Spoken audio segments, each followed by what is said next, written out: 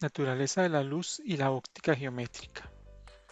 En esta primera parte vamos a resolver algunos ejercicios que tienen que ver con el tema de reflexión y refracción de la luz.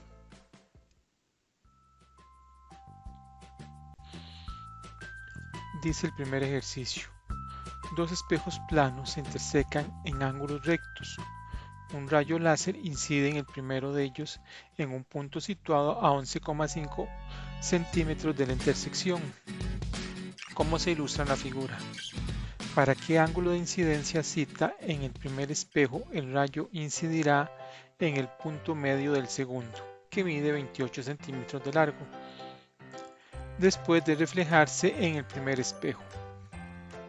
Entonces vemos la figura que nos dan ahí al lado y lo que se quiere es qué ángulo tiene que ser ese que está marcado en la figura para que el rayo, cuando se refleja en el primer espejo y pega incide o pega en el segundo espejo, lo haga a la mitad de él, o sea, a los 14 centímetros de la esquina. Entonces esto es más o menos lo que nos pide ser el problema. El rayo llega al primer espejo, se refleja y luego va hacia el segundo espejo, al vertical, y también se va a reflejar. Queremos que ese punto en el cual él incide sea exactamente a 14 centímetros abajo de esa esquina. Entonces hay que averiguar ese ángulo y el rayo pues saldrá reflejado ahí. Entonces, ¿qué hacemos para averiguar ese ángulo? Pues bueno, tenemos un ángulo beta y dice por ahí que es lo que primero vamos a determinar, ese ángulo beta. Para ese ángulo pues nos acordamos de la función trigonométrica tangente y vean que la tangente de beta corresponde al cateto opuesto sobre el adyacente, o sea, 14 dividido 11,5. Tangente inversa nos dará el valor de ese ángulo beta, que es 50,60 grados. Teniendo ya el ángulo de beta, podemos determinar el ángulo zeta prima. ¿Cómo determinamos ese ángulo zeta prima? Bueno, muy fácil. Vea que zeta prima más beta forman 90 grados, por lo tanto, si a 90 le quitamos los 50,60, nos dará zeta prima. Por último, bueno, el que nos piden no es exactamente zeta prima, sino zeta, pero aplicamos la ley de la reflexión. Y vea que la ley de la reflexión lo que dice es que el ángulo de incidencia es igual al ángulo de reflexión.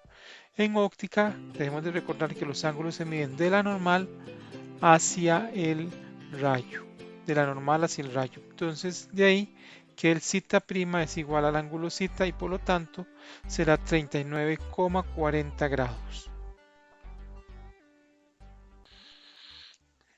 Dice el ejercicio: un haz de luz tiene una longitud de onda de 650 nanómetros en el vacío.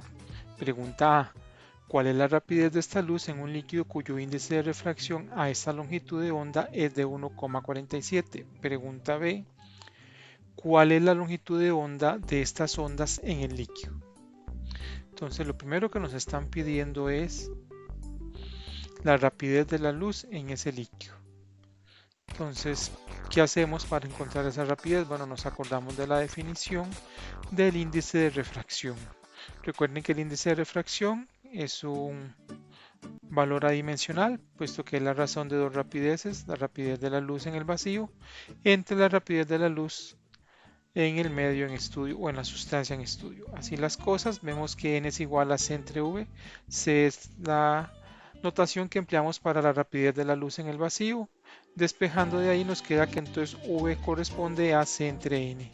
Por lo tanto, 3 por 10 a la 8 metros sobre segundo dividido 1,47 y nos da 2,04 por 10 a la 8 metros sobre segundo. Vean que no hay ninguna rapidez mayor que la rapidez de la luz en el vacío, por eso nunca nos va a dar una rapidez mayor de 3 por 10 a la 8. La pregunta B nos pide la longitud de onda de estas ondas en ese líquido. Bueno, acá tenemos que recordar lo que acabamos de ver de la parte de ondas. Recuerden que la rapidez se define como longitud de onda por frecuencia. Entonces, en el caso del líquido, la rapidez de la luz en el líquido será la longitud de onda en el líquido por la frecuencia. Vean que no hacemos diferencia en llamarle frecuencia al líquido, porque la frecuencia tenemos que tener claro, es una propiedad de la luz. Entonces, indistintamente del medio en el que esté, esa luz tendrá siempre la misma frecuencia. De ahí que entonces no estamos haciendo diferencia en esta frecuencia. Entonces, para determinarla, usaremos los datos que nos dan para el vacío. Nos dan la longitud de onda en el vacío, tenemos la rapidez de la luz en el vacío. Entonces, si yo despejo la frecuencia de la luz en el vacío, se tiene entonces la frecuencia de la luz en este otro líquido. Por lo tanto, nos queda que F es igual a C dividido longitud de onda en el vacío, que es el dato que se da en el ejercicio, 3 por 10 a la 8 dividido 650 por 10 a la menos 9. Este 10 a la menos 9 corresponde al nanómetro, al nano, y entonces nos da una frecuencia de 4,62 por 10 a la 14 Hz. Lo sustituyo en la expresión anterior y entonces nos queda que la longitud de onda en ese nuevo líquido, en ese líquido, corresponde a la razón de 2 por 10 a la 4, perdón, 2,04 por 10 a la 8 dividido 4,62 por 10 a la 14, siendo entonces la nueva longitud de onda de 4,416 por 10 a la menos 7 metros, o lo que es lo mismo que 441,56 nanómetros. Lo damos en nanómetros para ser consecuentes con lo que viene en el enunciado, y la primera longitud de onda es dada también en nanómetros, entonces por eso pues lo expresamos en términos de nanómetros. Este otro ejercicio dice que un haz paralelo de luz en el aire forma un ángulo de 47,5 grados con la superficie de una placa de vidrio que tiene un índice de refracción de 1,66. La pregunta A: ¿cuál es el ángulo entre la parte reflejada del haz y la superficie del vidrio? Pregunta B: ¿cuál es el ángulo entre el haz refractado y la superficie del vidrio? Entonces, más o menos, si lo tratamos de trasladar a una figura, sería esta: un rayo que está incidiendo en una superficie de vidrio, entonces está reflejando y se está refractando. Vean que el ángulo de 47,5 no corresponde al ángulo de incidencia, porque el enunciado es muy claro al decir que es el ángulo que forma el rayo con la superficie de una placa de vidrio. Por lo tanto, entonces estos 47 no son el ángulo de incidencia, sino lo que falta para 90 el complemento. Entonces este cita 1 sería 90 menos 47,5, como lo vamos a ver ahora en la solución de él.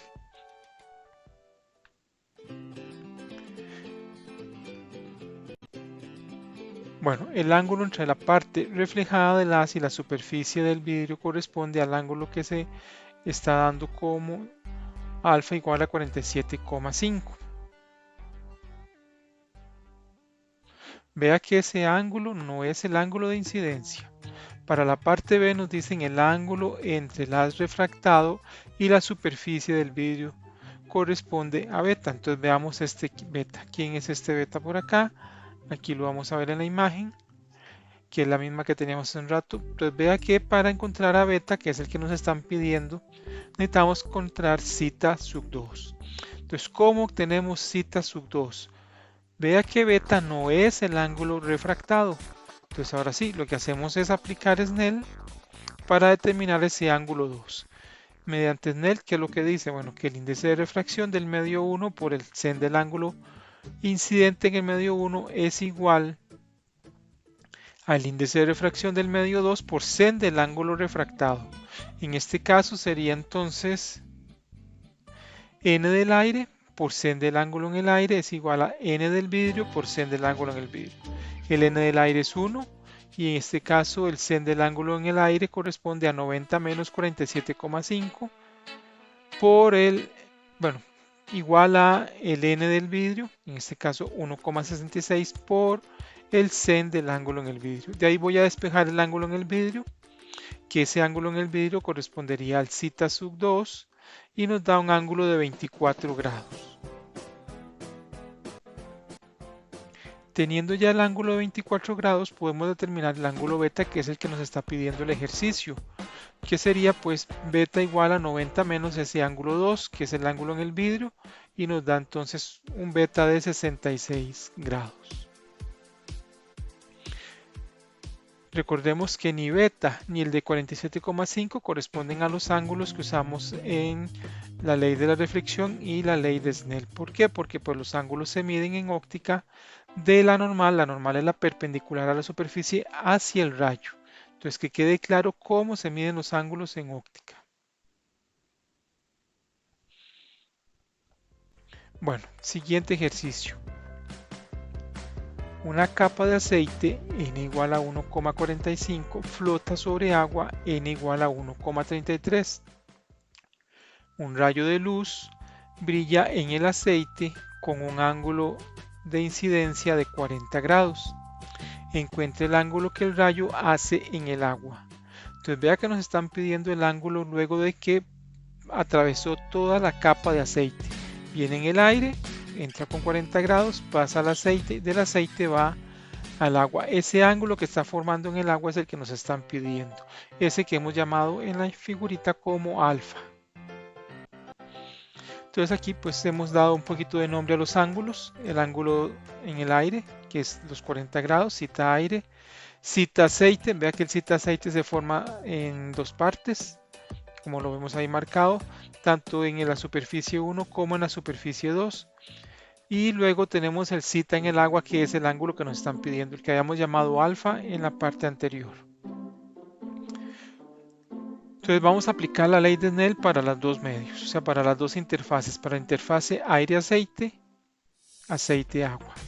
Entonces tendríamos lo siguiente, el n del aire por el sen del ángulo en el aire tiene que ser igual al n del aceite por el sen del ángulo en el aceite, que eso es en la primera interfase, en la primera frontera aire-aceite.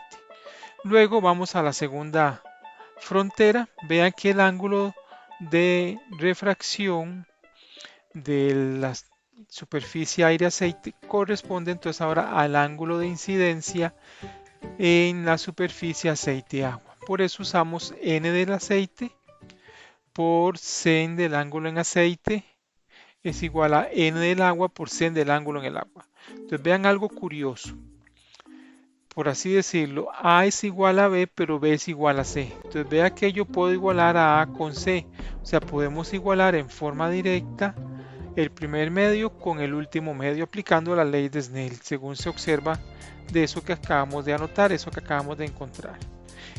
Dice por acá, en conclusión, tal como se aprecia, no es necesario considerar los medios existentes entre el inicial y el final.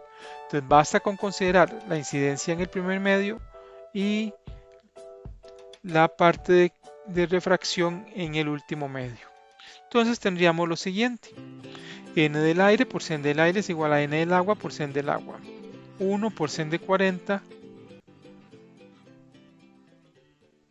es igual a 1,33 por sen de agua. De ahí despejamos el ángulo en el agua. Entonces el 1,33 que multiplica lo pasamos a dividir, quedándonos entonces 1 sen de 40 entre 1,33 nos da 0,483. Le aplicamos el sen inverso y de ahí obtenemos un ángulo de 28,90 grados. Ese sería el ángulo que está formando en el agua, el que llamamos al inicio alfa o cita agua en este caso. Muy importante, vean que esta operación de 1 sen de 40 entre 1,33 nunca nos puede dar mayor que 1. ¿Por qué? Porque no hay ningún ángulo que su seno dé mayor que 1. Recuerde que las funciones trigonométricas son funciones cuyo valor oscila entre menos 1 y 1. Tanto para la función sen como para la función cos. Entonces veamos el siguiente ejercicio. Bueno, se pone un poquito más interesante ahora y dice el prisma de vidrio que se muestra en la figura tiene un índice de refracción de 1,55. Encuentre el ángulo de desviación D para el caso mostrado. Entonces, muy importante, vea que este ángulo D es el que estaría formando entre el rayo que emerge al otro lado del prisma y la horizontal por donde ingresó el rayo. Vea que en este caso el rayo incide en forma normal, entonces no va a sufrir ninguna desviación en este caso. Y tendríamos pues entonces que buscar ese ángulo D. Vean que D corresponde entonces a la resta del ángulo de salida menos el ángulo de incidencia. ¿Estamos?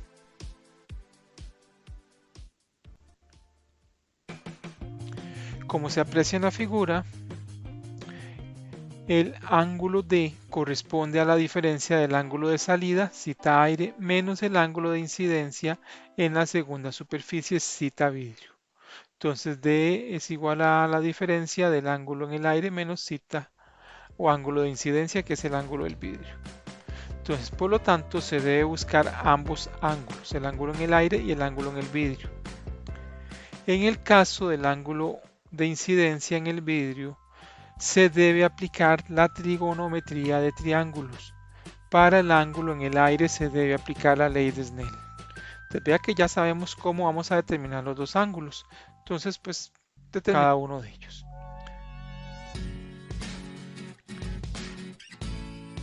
En la primera superficie no ocurre desviación en la dirección de la luz, como lo mencionamos hace unos instantes. Esto porque el ángulo de incidencia es cero, estamos entrando en forma perpendicular. Recuerde que los ángulos se miden desde la normal al rayo, por lo tanto, entonces no tenemos ángulo, por eso el ángulo es cero.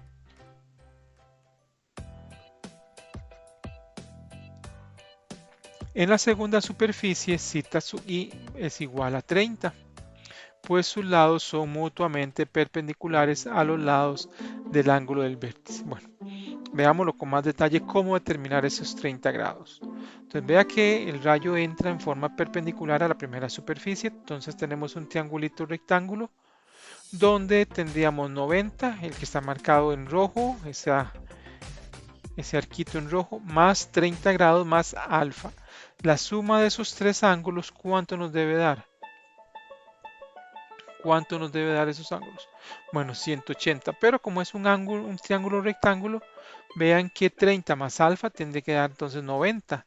De ahí que entonces alfa nos da 60 grados. Si alfa vale 60 grados, vea que alfa más cita sub i tiene que dar también 90 grados. ¿Por qué? Porque estamos trazando una perpendicular en esa otra superficie 2, la de salida. Entonces vea que ahí sería alfa más cita sub i igual a 90. Entonces ya ahí tendríamos el valor del ángulo alfa y el ángulo cita sub i por consiguiente. Entonces vea que el cita sub i corresponde también a 30 grados, como lo planteamos al inicio en la lectura que hicimos para la solución. Entonces ya tenemos el ángulo de incidencia en la superficie 2. Entonces ahora vamos a ir a analizar esa superficie 2. Como vamos a salir del material, debemos de aplicar la ley de Snell. Es la que nos puede comunicar de una superficie a la otra superficie. Por eso usaremos ley de Snell en la superficie de salida.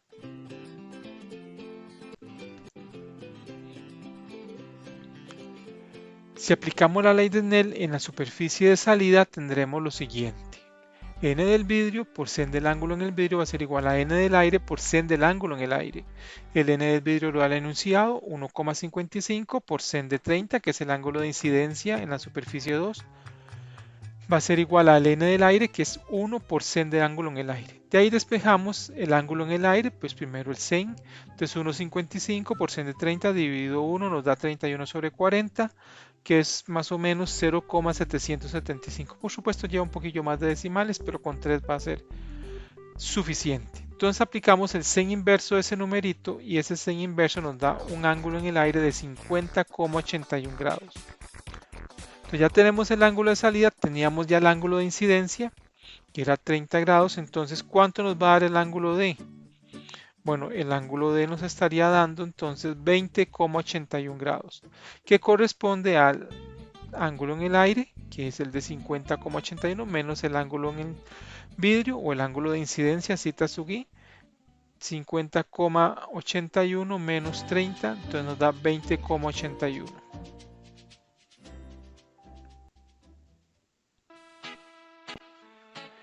Dos rayos A y B viajan por una fibra óptica cilíndrica con diámetro D igual a 75 micrómetros, longitud L igual a 1 kilómetro e índice de refracción de 1,465. El rayo A viaja en una trayectoria recta por el eje de la fibra, mientras que el rayo B se propaga por la fibra en reflexiones repetidas en el ángulo crítico cada vez que choca con la frontera de la fibra. Determine el tiempo adicional delta t que el rayo B tarda en viajar por toda la fibra en comparación con el rayo A. Ver figura.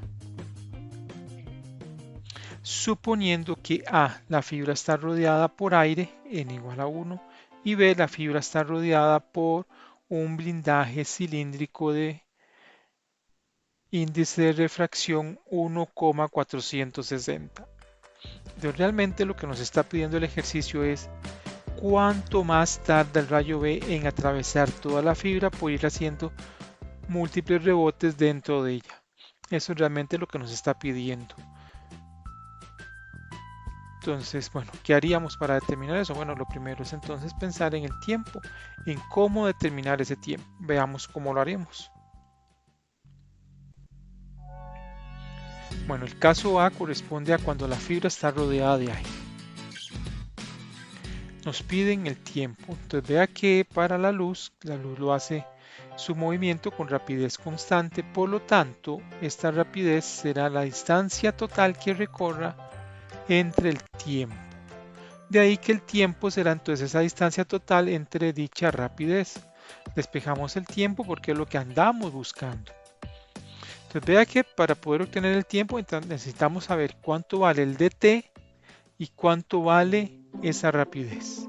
Entonces lo primero, tal vez lo más fácil puede ser determinar esa rapidez. Entonces para eso nos acordamos del índice de refracción. El índice de refracción corresponde a la razón de la rapidez de la luz en el vacío entre la rapidez de la luz en el medio en cuestión. En este caso, entonces nos permite despejar a esa rapidez como C entre N. 3 por 10 a la 8 entre 1,465 nos da entonces 2,05 por 10 a la 8 metros sobre segundo.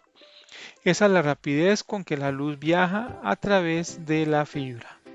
Tanto el rayo A como el rayo B lo van a hacer con esa misma rapidez. La diferencia está en que el rayo B recorre una mayor distancia porque va haciendo rebotes, mientras que el rayo A va en forma directa. El rayo A no hace ningún quiebre, sino que se va por el puro centro de la fibra. Entonces, ahora nos hace falta determinar el dt. Entonces, vamos a ver cómo obtenemos ese dt.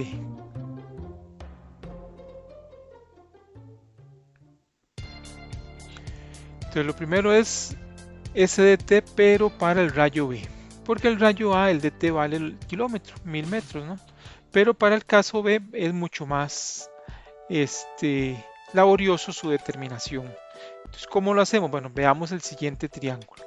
Vea que el rayo va a ir haciendo estos rebotes, va a seguir más o menos este tipo de trayectoria. Incide, por ejemplo, en este dibujito, en la parte superior, llega a la parte inferior, sufre una reflexión y vuelve a subir y pega otra vez y ahí va repitiendo todo eso. Vea que tenemos un triángulo cuyos dos catetos en este caso se llaman D minúscula y una hipotenusa que podríamos llamarle 2X.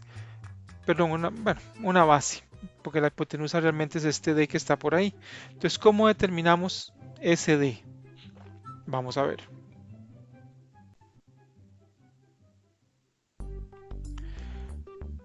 dTB corresponde a la cantidad de D que hay en un kilómetro. Por lo tanto, se debe determinar cuántos triángulos caben en un kilómetro y las dimensiones de este. Si nosotros determinamos la cantidad de triángulos que caben, vea que por cada triángulo tenemos 2D.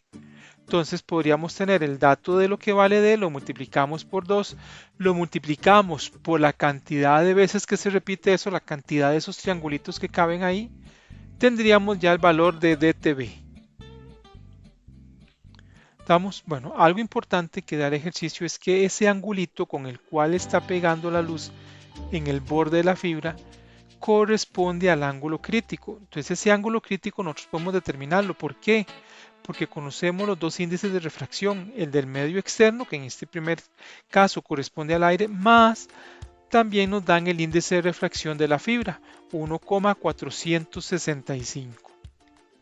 Entonces aplicamos Snell. Vea que si aplicamos Snell en esa superficie, vamos a poder determinar entonces nosotros el ángulo crítico. N de la fibra por sen del ángulo en la fibra es igual a N del aire por sen del ángulo en el aire.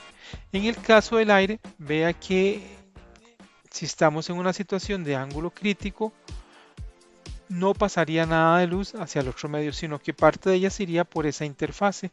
Por eso usamos un ángulo de 90 en el aire. El N del aire, que ya lo conocemos, vale 1. El N de la fibra, el ejercicio lo da en su enunciado, 1,465.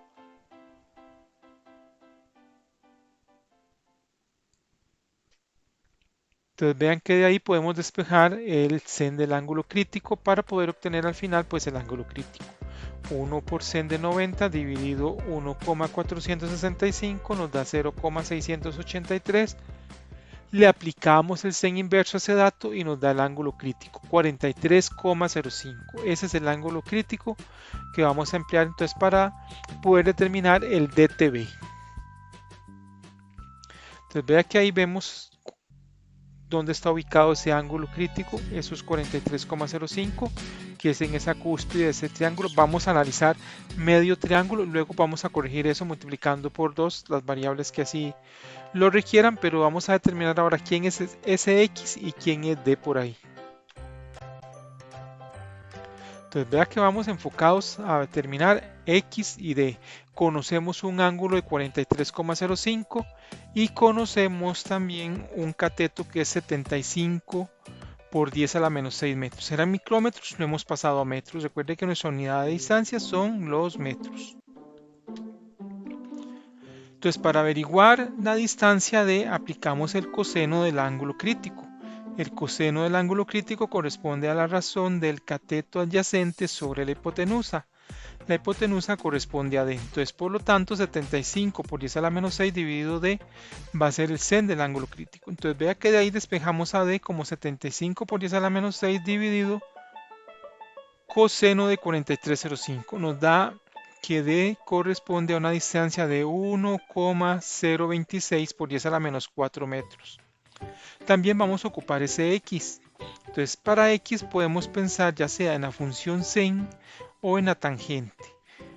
He preferido utilizar la tangente para no depender del cálculo que acabo de hacer, porque si por aquellos azares del destino lo hice mal, voy a tener mal este otro. Entonces si puedo evitar depender de ese cálculo, es lo mejor. Y así pues no dependemos de ese dato. Entonces vamos a aplicar la tangente. Tangente del ángulo crítico sería la razón del cateto adyacente, opuesto entre el cateto adyacente. X dividido 75 a la menos 6. De ahí que X sea 75 a la menos 6 por la tangente de 43,05. Nos da 7,01 por 10 a la menos 5 metros. Entonces ya tengo D, ya tenemos X. Entonces ahora podemos determinar la cantidad de triángulos que tenemos, como el triangulito que teníamos al inicio, no este que está en esta imagen porque el anterior es el doble, el que tiene una base de 2x, y entonces tendríamos la siguiente operación. Número de triángulos va a ser entonces igual a los 1000 metros dividido 2 veces x, porque eso es lo que abarca cada triángulo grande. Entonces 1000 entre 2 por 701 a la menos 5 nos da que ese patrón, ese triangulito grande,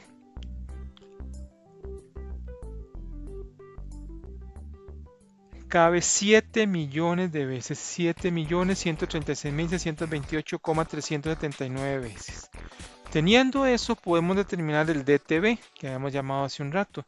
Entonces vea que el DTB va a ser 2 por la distancia D, porque vea que en el triángulo grande que hemos determinado tenemos 2D involucrados por ahí, por el número de esos triángulos. Entonces 2 por el D que calculamos al inicio de esta lámina, 1,026 por 10 a la menos 4 por los 7.136.628,379, y nos dice que esa distancia D que estaría recorriendo el rayo B corresponde a 1.464,44 metros. Vea que recorre más del kilómetro. ¿Por qué? Porque bueno, va haciendo unos dobleces que le hacen tener que recorrer una mayor distancia. Ahora sí, ya tenemos el DTB, ya podemos determinar el tiempo que tarda el rayo B en recorrer, el tiempo que tarda el rayo A en recorrer la fibra y así poder hacer la diferencia de esos dos tiempos y saber cuánto más va a demorarse el rayo B en avanzar a través de la fibra por hacerlo de esa manera. Entonces vea que el tiempo de B va a ser el DTB entre la rapidez como lo habíamos hecho al inicio. Entonces vea que en este caso la rapidez de la luz en el medio en estudio. 1464,44 dividido 2,05 por 10 a la 8 nos da 7,14 por 10 a la menos 6 segundos. O sea, 7,14 microsegundos es lo que va a tardar el rayo B en avanzar a través de esa fibra de 1 kilómetro de longitud. ¿Cuánto tarda el rayo A? Bueno, el rayo A aplicamos exactamente lo mismo, el DTA, que sería la distancia que recorre A, que son los 1000 metros, entre la rapidez con la que lo va haciendo, que la determinamos al inicio, 205 por 10 a la 8 metros sobre segundo, nos da entonces un tiempo de 4,88 por 10 a la menos 6 segundos, o sea, 4,88 microsegundos. Entonces, ahora sí, ¿cuánto es la diferencia entre los dos rayos? Hacemos la resta de esos dos tiempos, 7,14 microsegundos menos 4,88 microsegundos, nos da entonces que se demora 2,26 por 10 a la menos 6 segundos más el rayo B en recorrer la fibra. Mientras que pues el rayo A, como vimos, iba más rápido. 2,26 microsegundos es lo que está tardando de más ese rayo en avanzar en la fibra. Que si bien parece un número pequeño, para efectos de las comunicaciones ese número pequeño es importante. Entonces, entre más pequeño lo podamos hacer, será mucho mejor. Entonces vamos a ver el segundo caso, a ver qué pasa. A ver si logramos mejorar ese tiempo. El segundo caso dice lo siguiente. Tenemos la misma situación, tenemos una fibra, pero ahora esta fibra no está rodeada de aire, sino que está rodeada de un material adicional, de un vidrio, dice por ahí. Entonces en el caso B, todo igual, lo vamos a repetir exactamente lo mismo, andamos buscando tiempos. ¿Cómo determinamos ese tiempo? Bueno, simplemente como se vio hace un rato, a partir de la definición de la rapidez, que es distancia entre tiempo, vamos a poder determinar ese delta T. Este delta T aplica tanto para el rayo A como el rayo B. Así lo vamos a determinar ambos. Lo que va a cambiar es la distancia que recorre cada uno. En el caso del rayo A ya sabemos que lo que recorre son los 1000 metros, el kilómetro que nos da el ejercicio. Bueno, igual determinamos la rapidez de la luz en el medio en estudio. No ha cambiado el medio, no confundamos el medio con el medio circundante. Estamos dentro del medio, dentro de la barra, entonces usamos el índice de refracción de la barra que es 1,465. Recuerden que el índice de refracción no tiene unidades, es un número adimensional y nos da entonces una rapidez de 2,05 por 10 a la 8 metros sobre segundo, que es pues el dato que hemos venido viendo desde hace rato. Bueno, ocupamos determinar nuevamente el DTB, entonces hacemos exactamente lo mismo de hace un rato. Para encontrar esa distancia DTB, o sea, la cantidad de veces que se repite este triángulo multiplicado por 2 veces esta D, que es lo que recorre el rayo, nos daría el DTB. Entonces, ¿cómo hacemos para determinar el DTB? Bueno, igualito al caso anterior.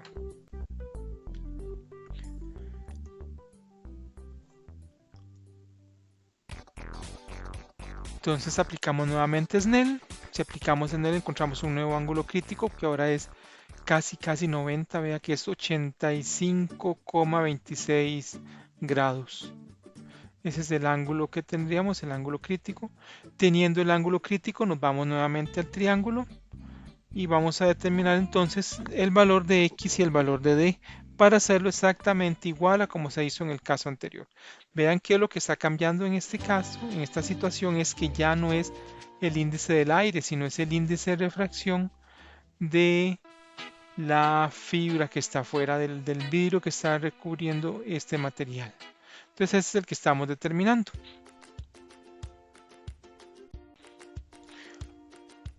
Entonces, igual que el caso anterior, tenemos nuevamente el triángulo, cuyo cateto es 75 micrómetros y el otro cateto es X. Tenemos la hipotenusa D, que es la distancia que va recorriendo el rayo B. Tenemos un nuevo ángulo crítico de 85,26, entonces determinamos fácilmente quién es X, quién es D. Usamos el ángulo crítico. En el caso de la distancia D, aplicamos el coseno.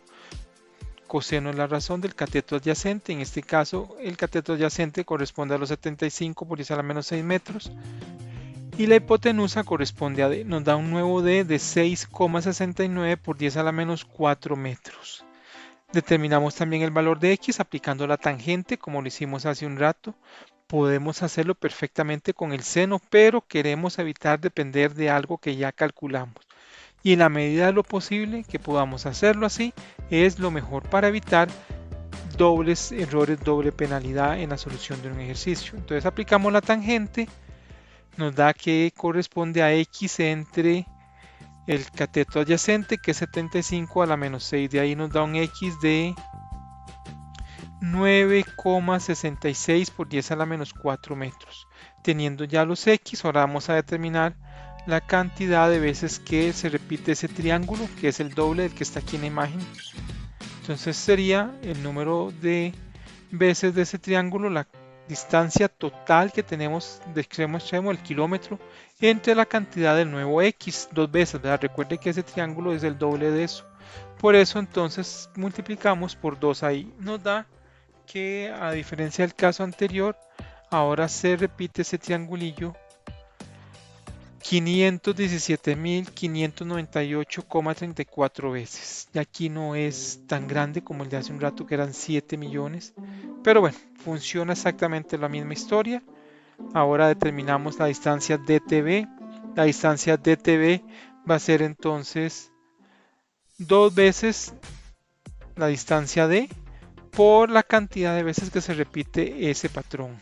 Entonces de ahí nos da que en el caso de estar rodeada de vidrio, la fibra va a recorrer ahora 1003,11 triangulitos de esos caben ahí. Esa es la distancia que estaría recorriendo la luz, este rayo B. Ese es el DTB. Vea que son alrededor de 3 metros más. No como la versión de cuando estaba rodeado de aire, que sí era significativamente más la distancia que recorría, por tener un índice de refracción diferente. Bueno, teniendo ya las distancias que recorre cada uno de los rayos, tanto el rayo B como el rayo A, podemos determinar los tiempos, que fue por donde iniciamos el ejercicio, determinando ese tiempo. Pero nos faltaban parámetros para poderlo hacer. En este caso, entonces, el rayo B sería la razón de la distancia dTB entre la rapidez con la que viaja en ese material. Entonces, kilómetro 3 metros, 11 entre 2 por 10 a la 205 por 10 a la 8, nos da que entonces tarda el rayo B en recorrer la fibra 4,89 por 10 a la menos 6 segundos, o sea, 4,89 microsegundos. Determinamos el tiempo del rayo B, que es exactamente el mismo del caso anterior, porque no ha cambiado nada para él. Va por dentro, por el puro centro de la fibra, entonces serían los 1000 metros entre los 2,05 por 10 a la 8, lo que nos da 4,88 por 10 a la menos 6 segundos. O sea, 4,88 microsegundos. Hacemos la diferencia de estos dos tiempos y tendríamos entonces la demora que se da entre esos dos rayos. Vea que en ese caso ahora sí es mucho más pequeña. Los 4,89 por 10 a la menos 6 segundos menos los 4,88 por 10 a la menos 6 segundos nos da 13,20 por 10 a la menos 9 segundos. O sea, 13,20 nanosegundos. Y esa es la diferencia que tendríamos entre los dos rayos. Por supuesto, esto es significativamente importante para las comunicaciones. Ahí el tiempo es importante. Estos tiempos son muy pequeños pues para nosotros, porque nosotros pues con costo vamos a poder apreciar a veces las fracciones de segundos, pero ya esto pues para nosotros no es así como algo detectable por sí solo. Pero vea que para las transmisiones de información, para todo eso que se usan las fibras, ese tiempo es importante. Esa diferencia es significativa. Bueno, vamos a este otro ejercicio que creo que es con el que cerraremos nuestra parte de ejercicios de este ciclo de de óptica y dice un rayo de luz de la figura incide sobre la superficie 2 en el ángulo crítico. Determine el ángulo de incidencia cita 1. Entonces vea que la reflexión total interna, que es lo que nos dicen que está ocurriendo, eso se está dando pero en la superficie 2, en la superficie inclinada. En la primera es donde nos están pidiendo el ángulo con el cual tiene que entrar para que eso pueda ocurrir. ¿Estamos? Entonces vamos a ver cómo determinamos ese ángulo de incidencia. Tendríamos que aplicar entonces Snell en la superficie 1. Bueno, en la superficie 1, como les acabo de indicar, aplicamos Snell y en este caso entonces sería el n del aire por sen del ángulo en el aire es igual al n del prisma por sen del ángulo en el prisma. Entonces nos queda n1 sen 1, porque eso es como lo hemos llamado en el aire, y del otro lado el n del prisma por el sen del prisma. Vea que este ejercicio no nos da el n del prisma, porque si ya conociéramos todo eso, el n del aire lo conocemos, ese n1 vale 1, pero no conozco ni el ángulo en el prisma ni el n del prisma, pero tenemos información de lo que está pasando en la segunda superficie. Entonces vamos a ir a hacer un análisis en esa segunda superficie para ver cómo podemos rescatar de ahí información. Vea que en esa segunda superficie podemos aplicar también Snell. Es un evento o un fenómeno de reflexión total interna, pero nada dice que no se puede aplicar la ley de Snell. Entonces si aplicamos Snell, el n del prisma por sen del ángulo del prisma, que nos los están dando, el n del aire por sen del ángulo en el aire, en la superficie 2, en la inclinada. Entonces vea que no conozco el índice de refracción del prisma, pero eso me va a poder servir para lo que teníamos al inicio. No lo conozco, pero lo voy a poder determinar porque conozco el ángulo con el cual se está moviendo en el prisma, que es 42 grados. Conozco el n del aire y el sen del ángulo en el aire, que es 90. Vea que los ángulos se miden de la normal al rayo, de la normal al rayo. Y si el rayo se está yendo por la interfase, tendríamos por eso 90 grados. Bueno, de ahí encontramos un n del prisma, haciendo todo el despeje de eso, de 1,494. Nuevamente, no tiene unidades, es adimensional. Bueno, andamos en busca del ángulo zeta sub 1. Entonces vamos a analizar ese triángulo y ese paralelepípedo, esos dos triángulos que tengo, el amarillo y el verde, del lado derecho de esta figura. Entonces andamos buscando alfa. Alfa es el ángulo de refracción que tenemos en la primera superficie. El ángulo de refracción, el que llamamos hace un rato zeta ángulo vidrio, zeta vidrio. Entonces, ¿qué hacemos para encontrar ese ángulo de gamma, que es el que está arriba en la parte alta del triángulo amarillo? Bueno, muy fácil. Podemos determinar alfa. Si tengo alfa puedo tener beta y si tengo beta puedo tener gamma. Vea que 42 más alfa nos tiene que dar 90. Entonces de ahí yo saco el valor, nosotros sacaremos el valor de alfa, que es 48 grados. Si ya tengo alfa, ya tengo beta. ¿Por qué? Porque la suma de los ángulos internos de un triángulo tiene que dar 180. Entonces alfa beta más 60 nos tiene que dar ese 180. El ángulo alfa ya no lo están dando, que es creo que el que hemos llamado alfa. Vamos a ver. No, nos están dando el otro que es de 42 grados, pero con el de 42 grados podemos sacar ese otro ángulo, que sería este, ya lo vimos arriba, 48 grados. Entonces beta nos da 72 grados. Beta más gamma, que es en la parte arriba del triángulo verde, lado izquierdo, y la parte alta del triángulo amarillo, esos dos ángulos, tanto gamma como beta, nos tienen que dar 90 grados.